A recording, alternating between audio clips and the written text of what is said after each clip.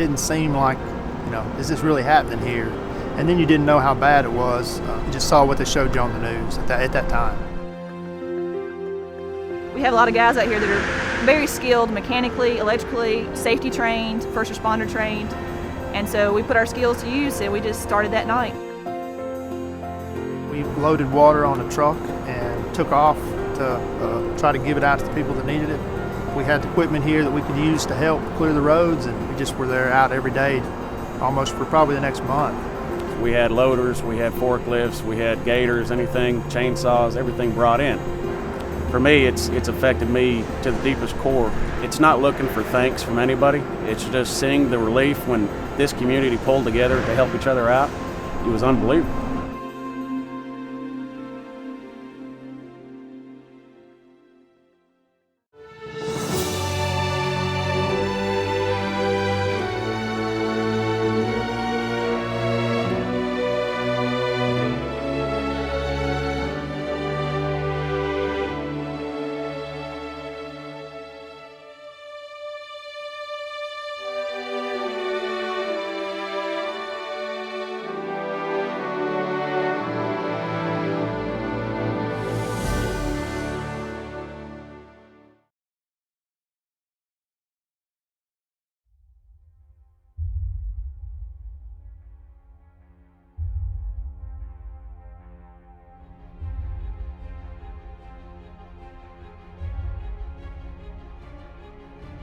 Some tornadoes are unsurvivable, and I believe with all my heart this was one of those unsurvivable tornadoes in some spots.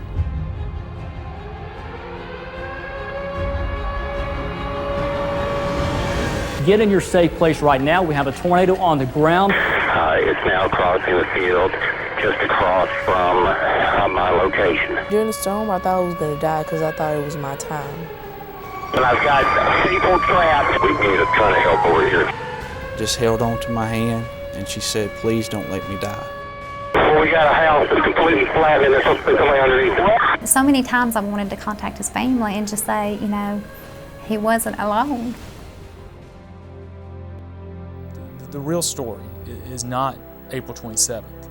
It's what's happened since then. We're all in this together. We've all lost something out of this, and we've all gained something out of this. And I gained a knowledge that this will be forever a home for me. You just never really know how much stuff you actually have until you have nothing. Yes, we may cry, but we know that we will survive.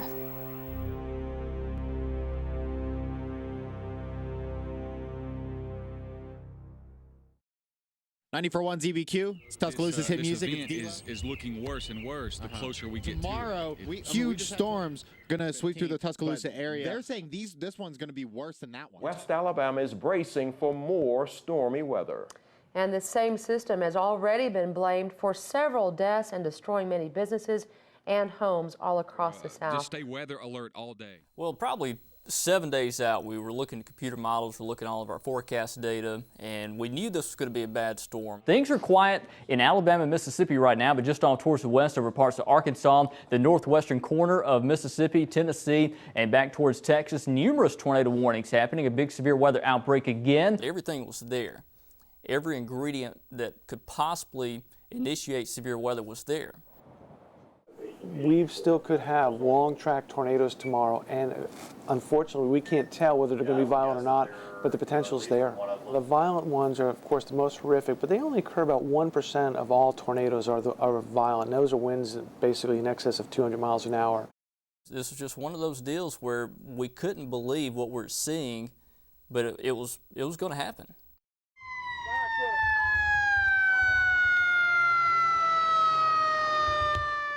I think a lot of people have forgotten that there were already 2 storms that morning, 2 tornadoes. From 5 a.m. to 11 a.m. this morning, we answered 218 different calls. About 5 o'clock this morning, and I woke up to my mom was screaming hysterical. It woke me up, and it was the most awful noise I had ever heard, and evidently coaling took a direct hit. There were 7 people that were injured in the storm this morning, both on the south side of the county and a separate storm that occurred over on the north side of the county, roughly from Ecola up into the Lake Tuscaloosa area. We sit there about 10 more minutes in the shelter in there, and we come out and we just looked, and there was people hollering, and everything was tore up. I've never encountered a situation where there's been so much concern among those, whether it's a meteorologist or with the National Weather Service. So it's important that we take heed of this, and hopefully Tuscaloosa will come out unscathed, but it doesn't hurt for us to be prepared and ready for what lies ahead in the next few hours. If we get hit again tonight, we'll be ready to go back out. I feel very confident we can handle any challenge before us.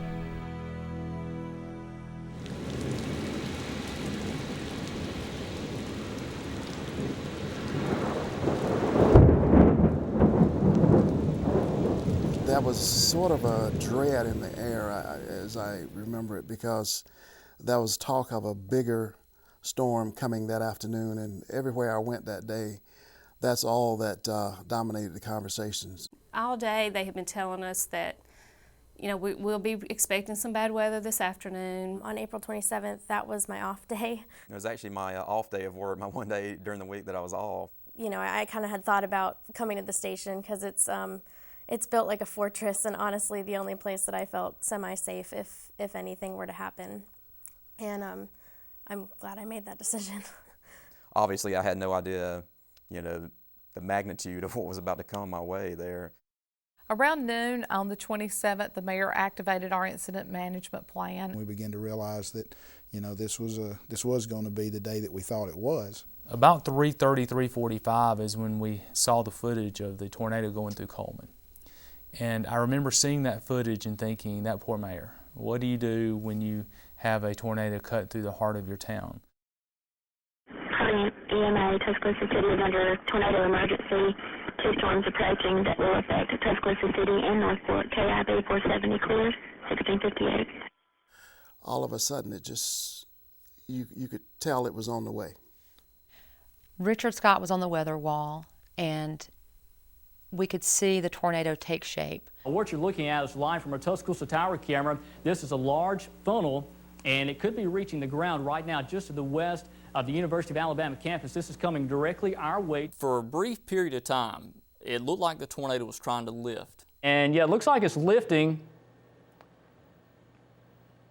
And again, we're looking right into this thing, and yeah, it looks like this thing could be trying to lift. A couple of minutes later, the wedge just dropped right back down. This is a very large and sizable tornado coming right towards the city of Tuscaloosa and the University of Alabama campus. Again, I'm Chief Meteorologist Richard Scott. If you're just now joining us, we're watching an emergency situation for a very large tornado coming into downtown Tuscaloosa.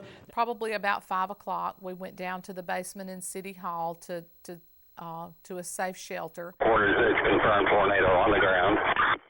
Our manager, she opened the door and came in. She said, look, the tornado, they've spotted a tornado. It is headed directly toward us. They had advised us to take cover underneath some tables, but we had this 3-year-old child, and you can't leave your patient. We just pretty much looked at each other like, what can we do? We've got this baby. We can't move her anywhere. Sharon and I just kind of decided that she would lay over her head, and I would lay over her body, and we would just hang on to the stretcher, and whatever happened, happened. And then all of a sudden, you could just feel the difference in the air. Your ears started popping. Orders, it's over the East Precinct right now. You could hear stuff banging up against the walls of the precinct. All of the windows and doors came off the station or got blown out, and we started hearing debris go through the station. It was huge. It was massive. It was loud. It was violent. Any second could be your last. All 4 of us got up under that one little twin mattress and held it over our heads because we were expecting the roof to fall in on us at any minute. I had my back toward the window. Sharon was facing the window, and she said, oh my God, there it is. It was just this huge, black, thick cloud just passed right by. And I kind of screamed at Sharon. I said, oh my God, there it is. And you could see the debris, and you could, and everything that was going on, and you could hear it. It ripped the pictures off the wall. You could feel the pressure change in your ears. You could hear the noise. This includes our television station. This includes the University of Alabama campus. This is a very large tornado coming directly our way. And if you want to get everybody out of the hallway and into our studio if that is a possibility, because this is definitely a life-threatening situation. And then, boom, the lights go out, and our feed goes completely dead. We're getting power glitches. Again, I'm Chief Meteorologist Richard Scott. We're watching a deadly situation for the city of Tuscaloosa.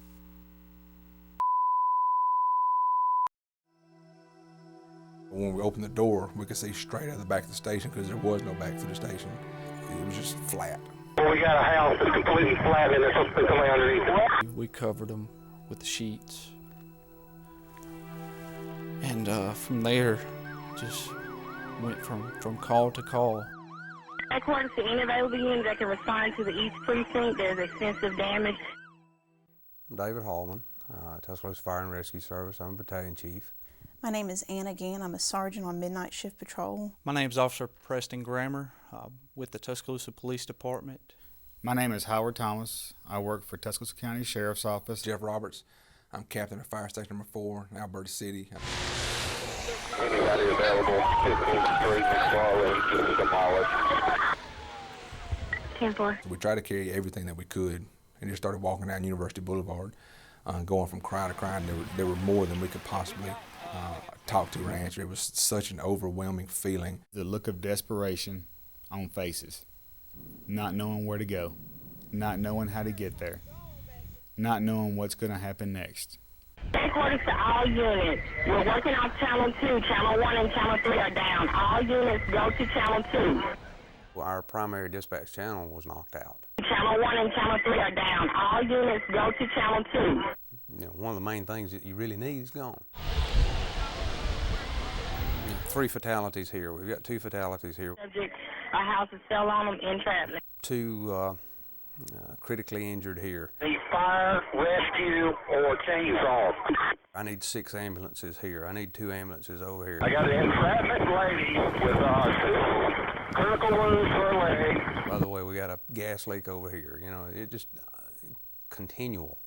Received last unit advising they have babies trapped. 10-9 your location and your unit number. I can't give you an address because there are no addresses anymore.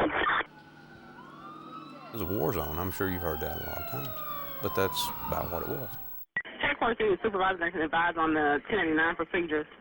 Headquarters right now, we just got to mark them. We're trying to make some arrangements, but just mark their location and document what time you found them. I found 2 fatalities right behind the fire station. There's a grandmother and a little child. The first victim that I saw came out on a door, and they put him in the back of a truck to get him to the hospital.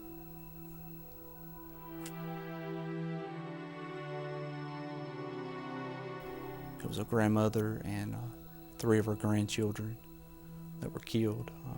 There were 3 young boys, and we carried them out to the road, 25th Avenue East, and we had orders to leave them there on the side of the road, and it was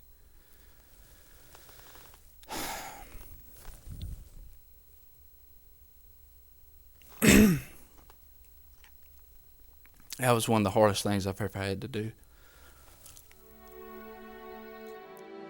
Now got University Boulevard East opened up. One-lane traffic, emergency vehicle can't travel from one end to the other.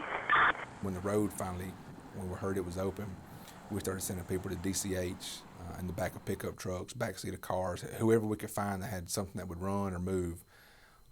We were doing that. We had people coming to us with children that weren't breathing. We would put them in the back of police cars and have them sent to DCH. We had volunteers, and I'm not talking about volunteer firefighters. I'm talking about people that just happened to have a chainsaw in their truck.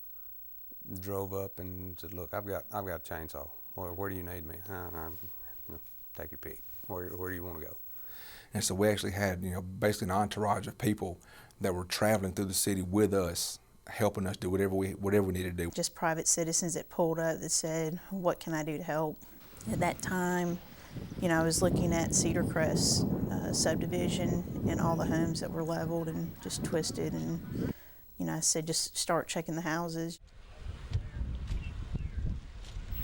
You lose a loved one, or you have the thought of the potential loss of a loved one, you're going to do everything you can to find them. Some of them did. We confirmed several of them. But right on the other hand, some of those people immediately started helping find others, even though they know they had lost their loved ones. You can't say, well, everything's going to be okay, because is it? You can't simply say, well, I know what you're going through, because they may have lost a family member. They may have lost a child. They may have lost numerous family members, and here I haven't, so I can't say that to them. Mimi's coming to try to find our house, and there's not a house here. The people that were really, really affected in the storm who had lost the things, most of them were just wanting somebody to listen, to vent to. And you know, why wouldn't we? As a person, as, you know, anything, why wouldn't we just give them 5 minutes, 10 minutes, let them vent? That's what they're wanting. It's what they're needing. I'm a veteran. I've been to Afghanistan. I've seen some bad things over there, and the scene of after that tornado hit reminded me of some things that I saw over there, some flashbacks. When you train for these kind of things, you know, you look at it in a different light than when it's actually happening, you know, to you and your community. It makes it completely different. It was different than anything I'd ever seen, by far different, and different than any of us had ever seen. We've never dealt with anything like that here. Hope we never see it again.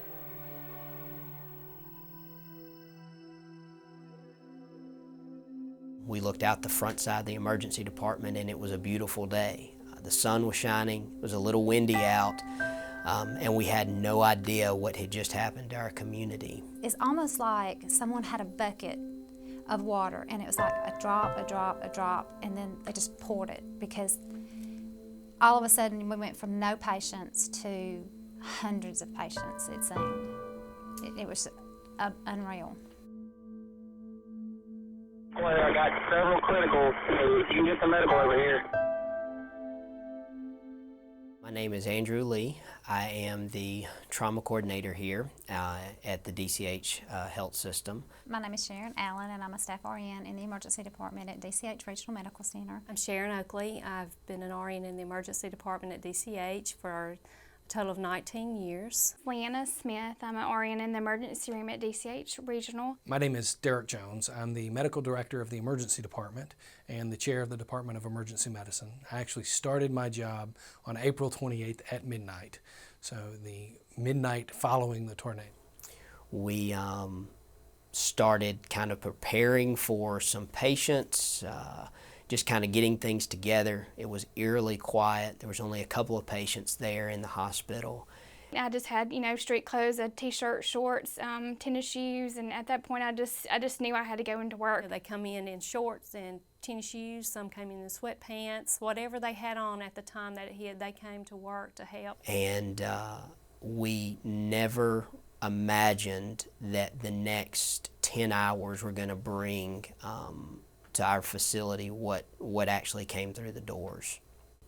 Within about 30 minutes, I guess, is when the influx started. And the best way for me to describe it, I kind of is something you would have seen on TV. I walked in, and of course, the lights were dimmed.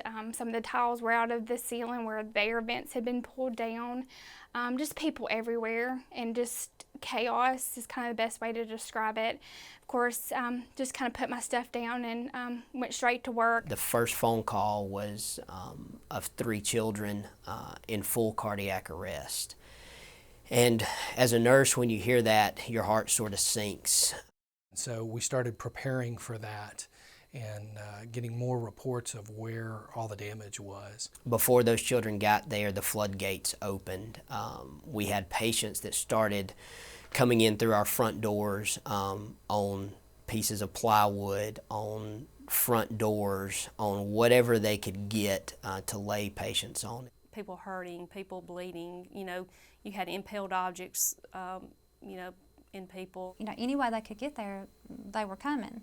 I remember at one point opening the back of an ambulance, and there's a paramedic that I see on a daily basis sitting in the back, and there are literally 11 kids in the back of the ambulance. And I asked her, I said, where did you come from? And she told us, she said, we came from Rosedale over in that area. And I said, well, where are the parents? And she said, I don't know. All these kids are from different areas. They just put them in the truck when we pulled up. And that's when the 3 children came in, and they were dead when they got to the emergency department. To kind of take them from strangers' arms and you know, just the devastation of the families not even knowing probably where their children are. Not only did we have injured kids, we had kids that were scared and did not know where their parents were, if their parents were even alive. I said, well, where's your mom and dad? And the response that I got was chilling, and he said, my mommy's dead. The trauma bay is set up for 1 patient, and we had 5 to 6 in there that night because there were so many that needed that acuity level of care. You know, we would work on a patient that came in, get them stabilized, and you would just get them stabilized when another patient would come in. There's always that one patient or that one instance that kind of sticks out. And for me, it's one of the young college boys who wound up passing away. I peeked over, and he was not alone because there's people everywhere, but in my mind, he was alone because there was no one right there with him. I needed to be there with him. I just needed to be his nurse. And I guess in the back of your mind, you're just thinking, he's just getting his life started, and something, this natural disaster that he had absolutely no control over, nothing he did wrong, nothing he did caused this, and now he's going to die because of something completely out of his control. And I can't figure out what it is about him that has just stuck with me, but even now when I think back to the storm, I think of this young man. And so many times I've wanted to contact his family and just say, you know, he wasn't alone.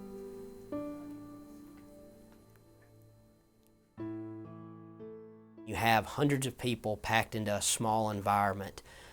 Tempers tend to flare. But that night, I think everybody knew that this disaster had affected everyone. Everyone was just thankful to be alive and have someone close by that they could talk to. I turned around and somebody was handing out bottles of water, and they walked up and handed me one, and I thanked them, and I looked down and they were actually wearing a wristband. They were a patient that came out to bring us water while we were out working outside. And before you knew it, it was midnight, and then it was 2 o'clock in the morning, and you knew you had to come back the next morning, but there were people that needed help, and you can't leave, you just can't leave people that need help. It still, to me today, does not seem real some days.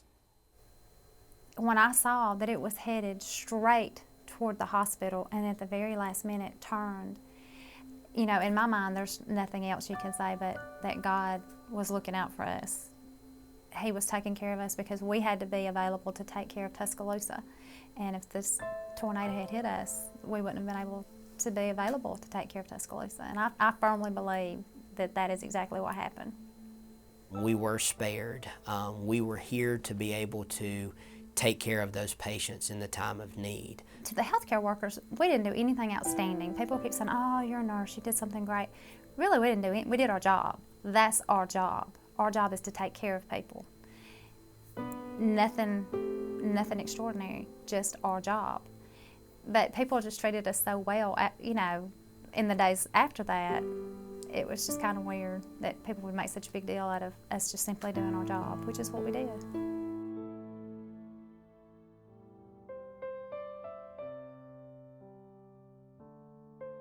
When the storm hit, it felt like hours, but it was only a few minutes. And it sounded like just a big ball of noise and screaming. You could hear people screaming, help. Me and my mama got scared. We ran in the closet, and as soon as we shut the door, the tornado started coming close to the house. During the storm, I thought I was going to die because I thought it was my time.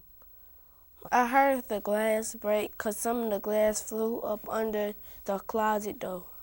A roof fall down. Well, the most important things is to go in your closet or basement and bring your teddy bear. I brought my teddy bear with me. I was thinking about my friends and my family, my loved ones and all that.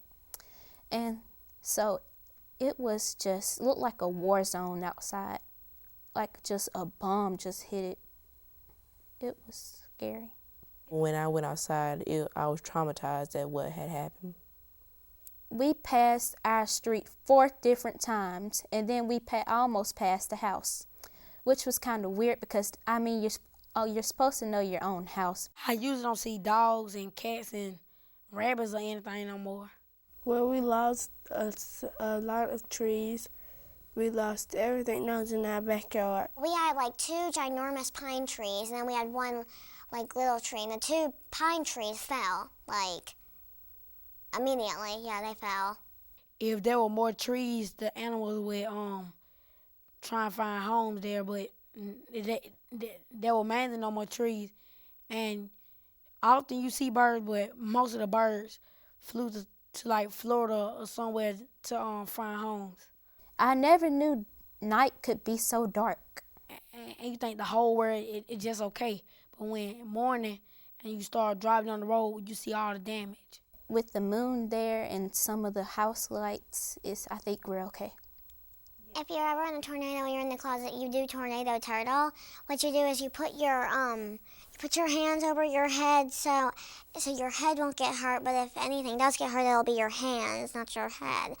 When they put the siren on the stove, go in the house. You need to get in the bathroom and close the door.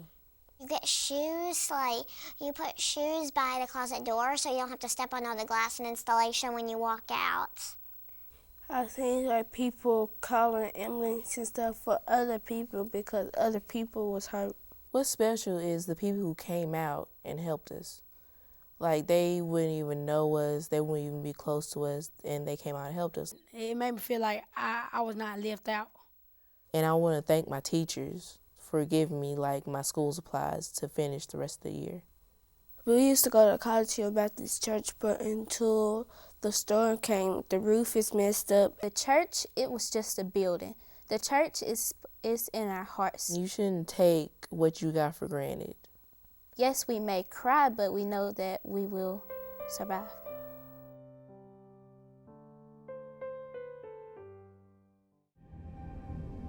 Everyone was crammed into this room, but no one was saying a word. Headquarters, the tornado's coming down 2059. And then the tornado hit. It's a rather large vortex. My name's Walter Maddox. I was born and raised here in Tuscaloosa. I've been mayor of the city for almost 6 years. I'm Kip Tyner, a member of the Tuscaloosa City Council from District 5. Grew up in the Alberta area, just about less than a block from where the Alberta Elementary School was destroyed. And in fact, was in the house that I was born in when the tornado hit. My name's John Brook. I'm a battalion chief in Tuscaloosa Fire Rescue Service. My name is Robin Edgeworth, and before the storm, I served as the Legal Affairs Administrator in the Office of the City Attorney. And on April the 27th, I was tasked with the role of Incident Commander with the City of Tuscaloosa. I was assigned as one of the 2 incident commanders. We worked together as a kind of co-incident commanders together, Robin Edgeworth and I. Within the first 20 minutes, I was told the Curry facility was destroyed and the environmental services fleet was destroyed. Fire Station 4 was gone, police precinct had been hit, the water treatment plant was hit and maybe become inoperable. The Ed Love treatment plant had been hit. We lost our primary communication tower. Channel 1 and Channel 3 are down, which really hurt our ability to communicate out in the field. All units, Channel 1 and Channel 3 are down. We're only transmitting on Channel 2. In addition, we lost water pressure in East Tuscaloosa. This was your first 20 minutes. I then headed to University Boulevard, and there I experienced something that is truly like out of a horror movie. This gentleman was just wailing, and just a few steps later, he fell to his knees. He had been in the same room with his wife and their 2 grandchildren, and they were all 3 killed. There was no good news to be had, and then the body counts began to come in. Where do we start? And we prepared for 250 fatalities. That was just such an unusual decision to have to make. It's time for us to throw away the rule book of how we normally would operate. We now have 36 confirmed deaths within the city, well over 600 injuries that are directly related to yesterday's tornado. There were really faces behind the injuries and behind the fatalities and families that were really, really suffering. We are in a urgent phase of search and rescue. The disaster changed from being a true citywide event to an event that I knew was affecting individuals. And to have 300, 400, 500 people missing, you just absolutely feared that we had that number somewhere out there in the debris field. The good news is that we had 234 we were able to confirm not missing, but we had more phone calls into the dispatch reporting others missing. I don't know what the outcome will be. I am prayerful that our fatality number will not rise. We will see. We have 458 confirmed missing with no duplications. We are doing everything within our power to facilitate search and rescue missions. Right now, our missing persons or our people of concern are down to 25. Since last Wednesday night, we have cleared 1,084 names, which is a tremendous testimony to the hard work of all these individuals. And time again, I would question our incident command team about where are we with the missing. And time again, they said these areas have been swept. These areas have been searched, and we continue to find no additional bodies. And so by Sunday and Monday, I began to have real confidence that although our missing number was still high, it was really just artificially inflated from people who were calling in, trying to search for a loved one while communications were down. Once search and rescue was over, I think for a lot of people, the event might have ended that day. For other people, once they see the debris gone, then I think maybe they'll feel like, well, it's all over. But for the city, we recognize our task as being more long-term than that. You don't lose 12% of your city and come back overnight. You don't lose 7,274 homes and businesses and expect a recovery that's going to take just a year. We are going to be dealing with the aftermath of this probably for 5, even 10 years. We've got one chance to do this right. The real story is not April 27th. It's what's happened since then.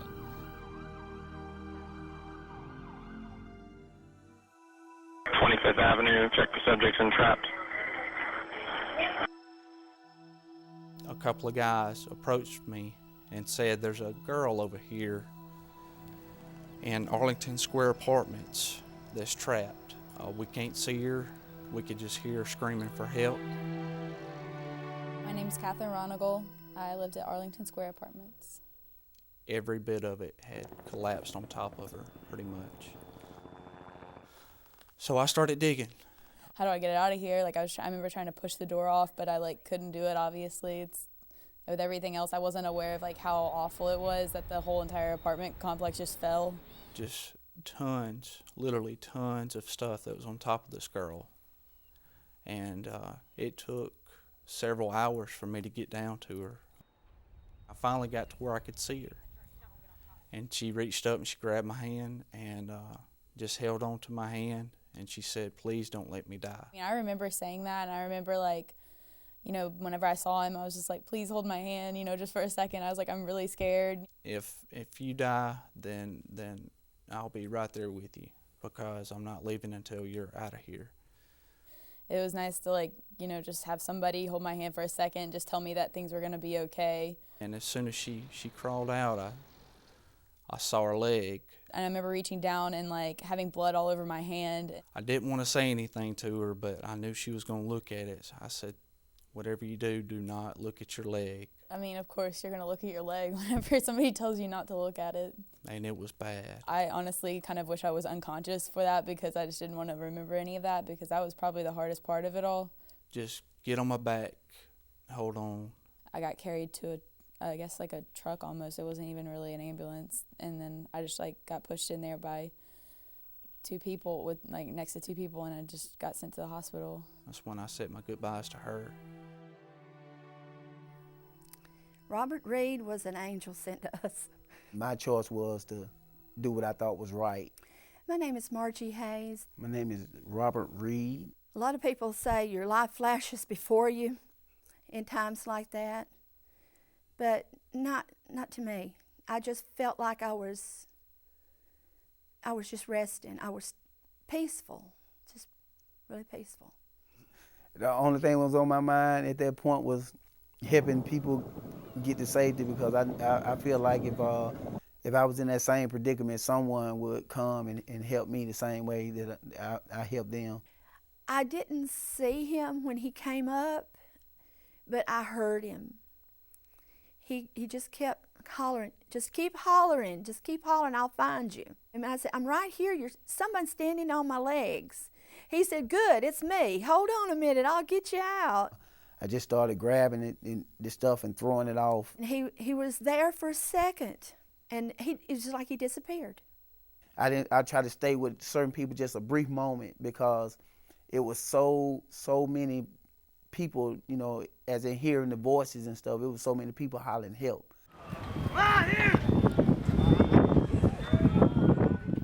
He never stopped until it was done. I ran from them to try to help other people.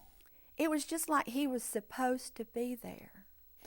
To say that, you know, we're heroes, and it really makes me feel good, but I'm not a hero. I'm just an ordinary person, just did what I thought was right.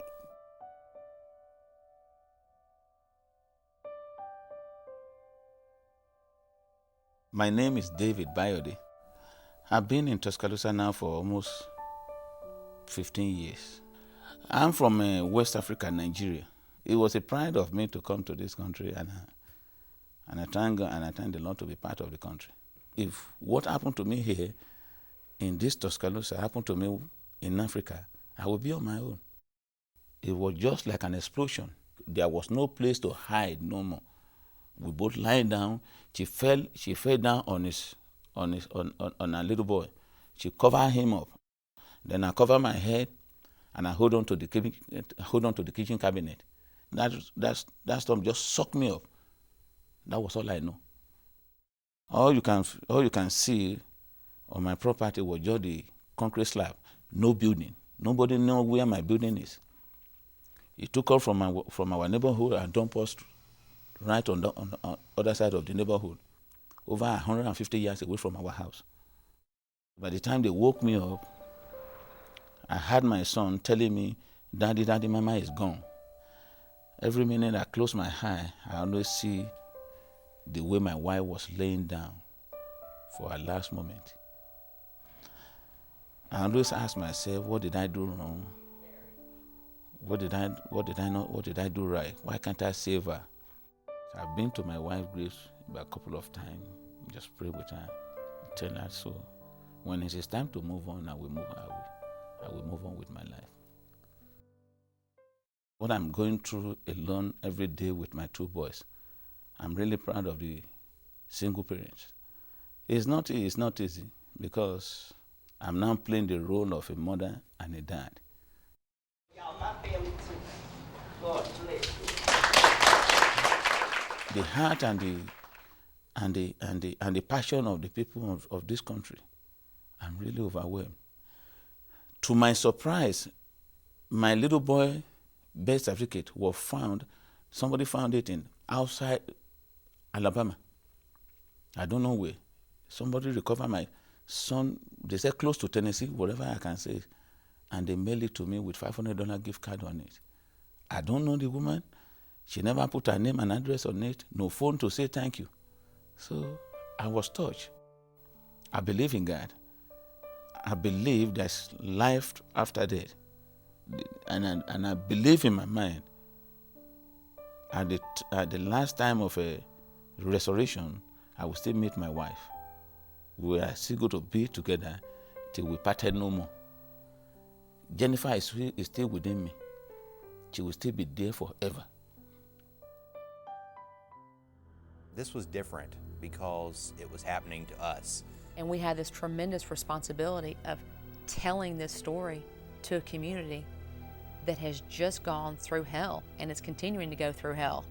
if you want to get everybody out of the hallway and into our studio, if that is a possibility. My name is Richard Scott. I'm the Chief Meteorologist here at WVUA TV. My name's Danny Salter. I am the 4 p.m. producer and anchor for WVUA News' First at 4. I'm Lynn Brooks. I'm News Director and Anchor at WVUA TV. Sarah Meesey, and I work in the television station, working with sales department. My name is Jerome Davis. I'm the Chief Photographer at WVUA TV. Well, my name is Victoria Sheehan, and I'm from Denver, Colorado. But I am a student at the University of Alabama. Jonathan Newman, I'm a director at WVUA. My name is Terry Brewer, I'm an anchor. My name is John Huddleston. I'm a sports anchor, producer, reporter here at the station. And as soon as I came out of the stairwell and looked out this big window, there it was. Seeing debris. It's coming over the campus buildings. And it was just this big black monster. And it looked like it was coming right at you. I had no idea at the time. What I was probably looking at was the apartment complex I live in being completely and totally trashed. I see the roof above me start lifting up, and I started seeing daylight above me. And then we looked outside and saw all these damage and people calling for each other, and it was just the worst thing ever. As soon as the tornado passed and we knew it was okay, we didn't have any power at the time, and so you wanted to do something. And our news director, Lynn Brooks, and I, she just said, grab a camera, let's go. Hello? A tornado came through and just tore up 10th Avenue. There was debris strewn all over 10th Avenue. There were people just walking around in a daze. They were walking and looking. One young man walking around and just reaching out his hand to his girlfriend and just walking around and just literally looking lost. April 28, 2011, day after the biggest catastrophe in Tuscaloosa history. And here's what we're doing. Rigging it up. This is a tour through our facilities on April 28th, Trying to get powered up. 2011. And I never thought that I could ever have any more pride in our staff and in my coworkers, and I realized I could. I'm having to use a flashlight to go through the edit bay.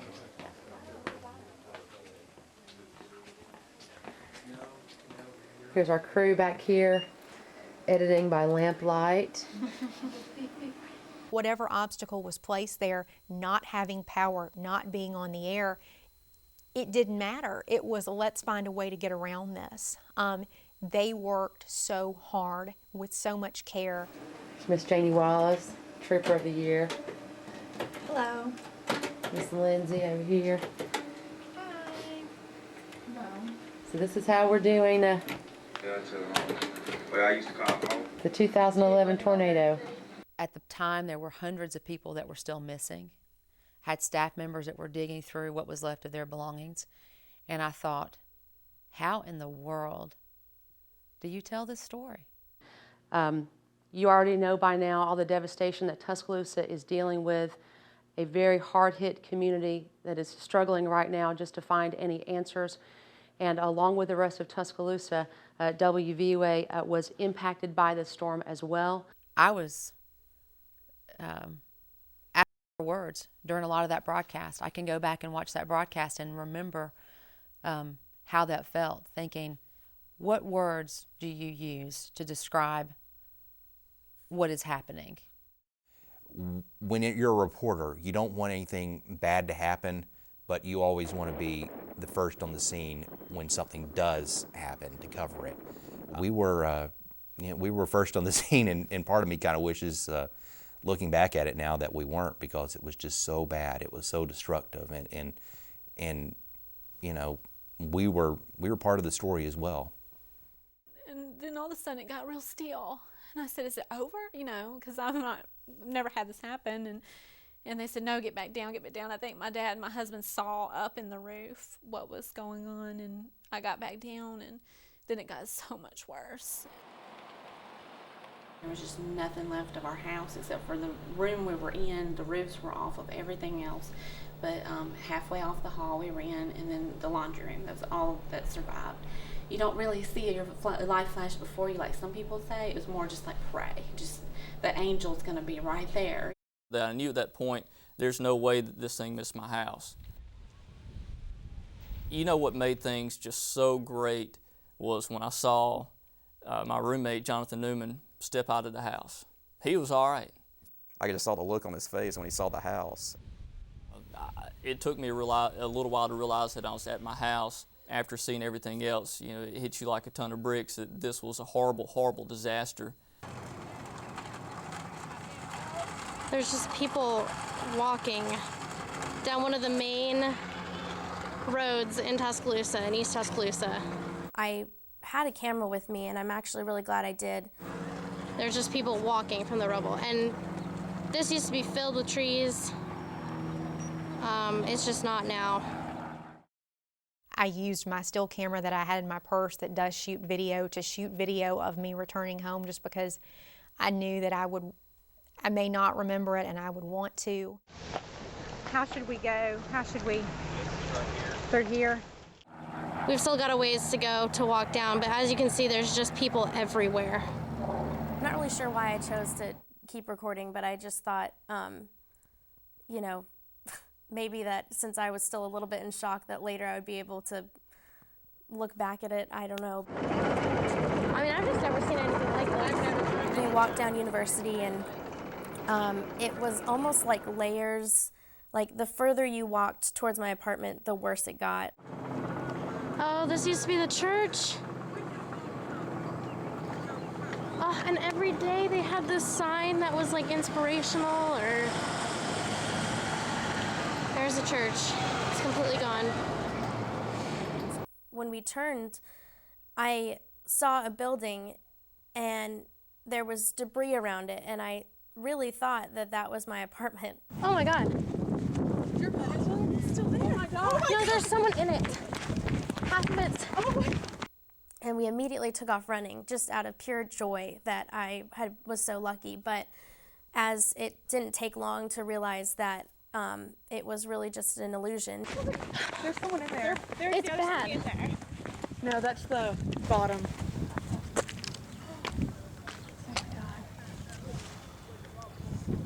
Wow.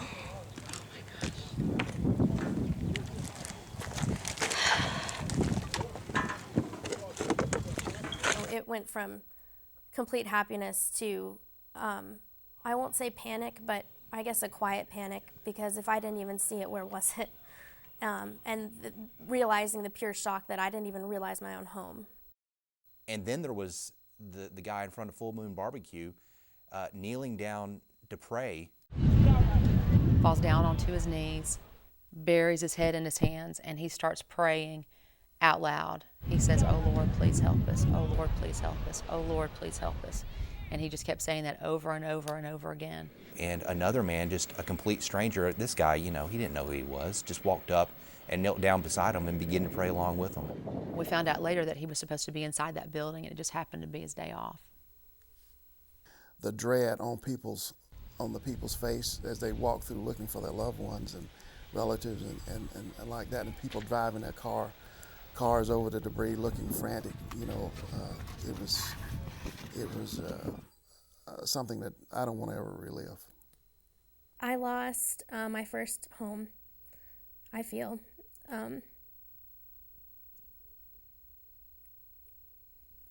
But other than that, just a few memories. I mean, those memories are going to be there, so I technically haven't lost them. I've lost some material ties to memories, like photos.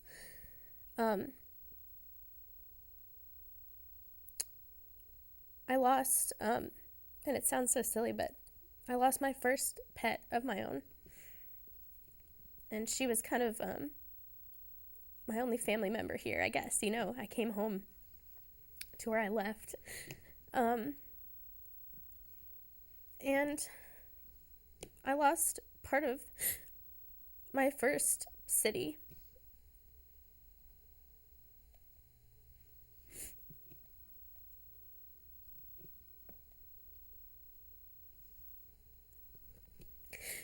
But I gained a lot.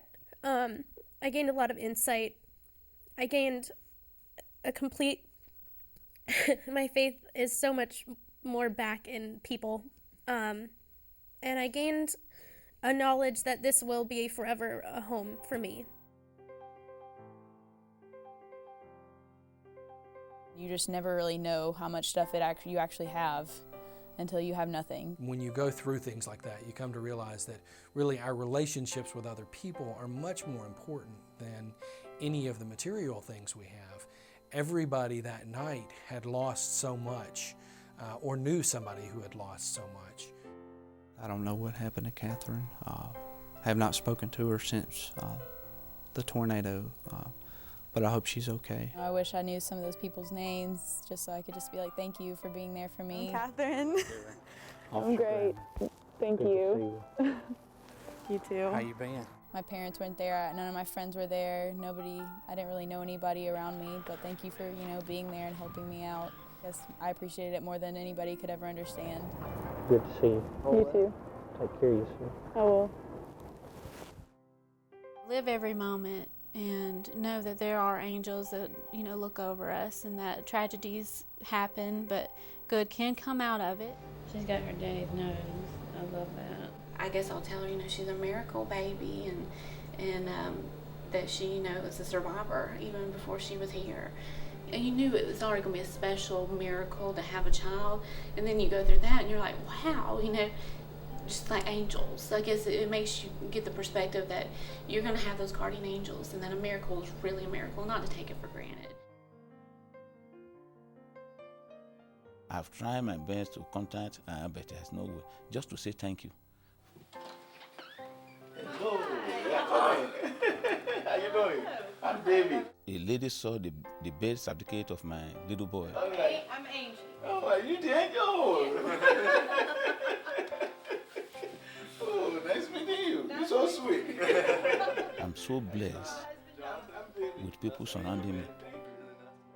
That was one of the things I'll take away from this event that stays with me.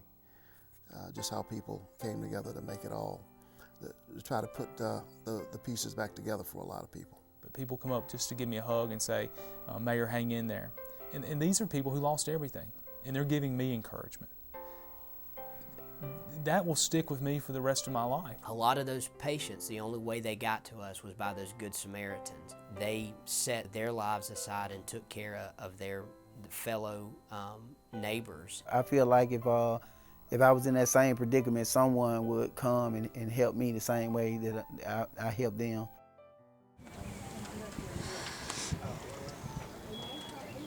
I don't know what to do.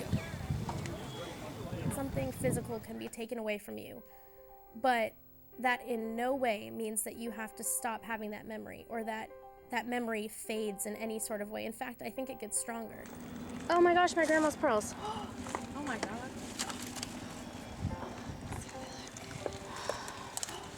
Wow. Love one another, love your kids, love your family. That's a big thing. The things that I see at work, if it wasn't for a foundation in my faith, I think that it would take and affect me differently. I was blessed to have that kind of woman. I was blessed for her to be in my life. I was blessed to be in Tuscaloosa. I was blessed to meet the people I met. I was blessed to be alive, not just a luck. It's wonderful. Well, I think you can still hold on to your hope, because some people said that's just it, and they just gave up. But you can still hold on to your hope.